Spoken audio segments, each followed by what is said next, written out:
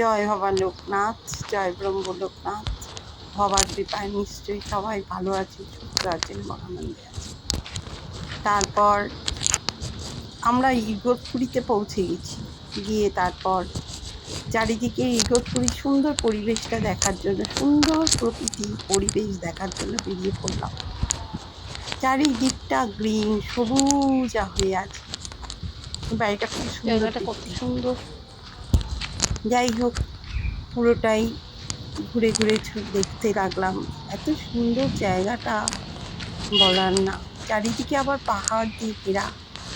যে মুহূর্তে বেরিয়েছিলাম সেই মুহূর্তে একটু বৃষ্টিটা কম ছিল, নাহলে সারাক্ষণ বৃষ্টি, বৃষ্টি আর বৃষ্টি।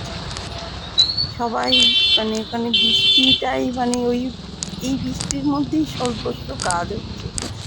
সবাই কি সুন্দর স্বাভাবিক বৃষ্টির মধ্যে হেঁটে যাচ্ছে, কফসে যাচ্ছে, সবই স্বাভাবিক, সব কিছুর মধ্যেই স্বাভাবিকতাটা দেখলাম।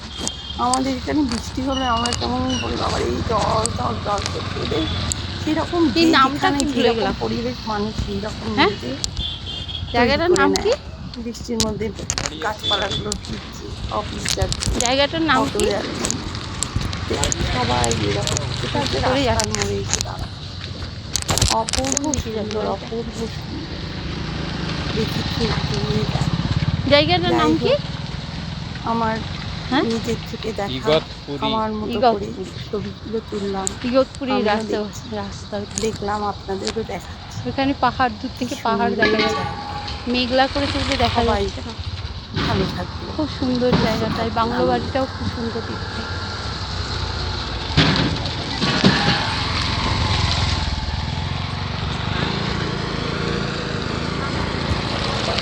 মেঘের জন্য পাহাড়টা ঢেকে গেছে, দেখো ওখানে একটা মেঘের জন্য।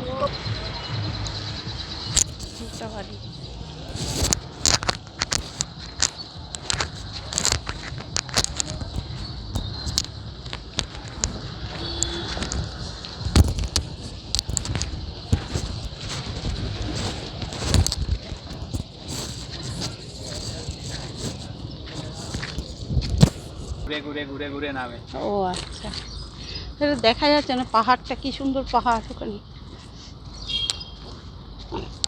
পাহাড়টা দেখা যাচ্ছে না, পেছন দিকে এত বড় পাহাড় দেখা যাচ্ছে না।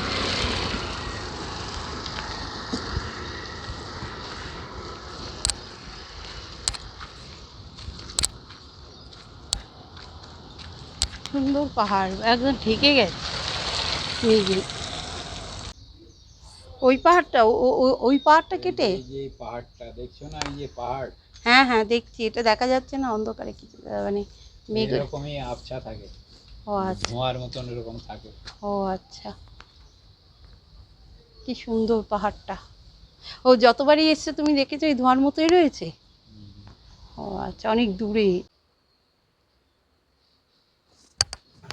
আমরা যেখানে গেছিলাম, যাদের বাড়ি, সে হচ্ছে এই যে টুম্পা এবং তার মেয়ে। পাশে রয়েছে আমার ননদ, ননদের বর। তার পাশে এই পাশে ননদ, ননদের টুম্পার পাশে রয়েছে ননদ, ননদের বর। আর মেয়ের পাশে রয়েছে মানে টুম্পার শাশুড়ি আর শ্বশুর মশাই। এনারা কেউই পৃথিবীতে নেই। তাদের সুন্দর ছবি দিয়ে জামাই তার ঠাকুরঘরটা সাজিয়ে রেখেছে। জামাই মানে সে, জামাইয়ের নাম শেখর। সেই শেখর মানে মিশন থেকে মানে রামকৃষ্ণের দীক্ষা নিয়েছে এবং সে পুজো আচ্ছা করে। তার এই সুন্দর ঠাকুরঘরটা আপনাদের সামনে রান্না করছে। সবাই ভালো থাকবেন, সুস্থ থাকবেন এবং আনন্দে থাকবেন। জয় বাবা, জয় বাবা।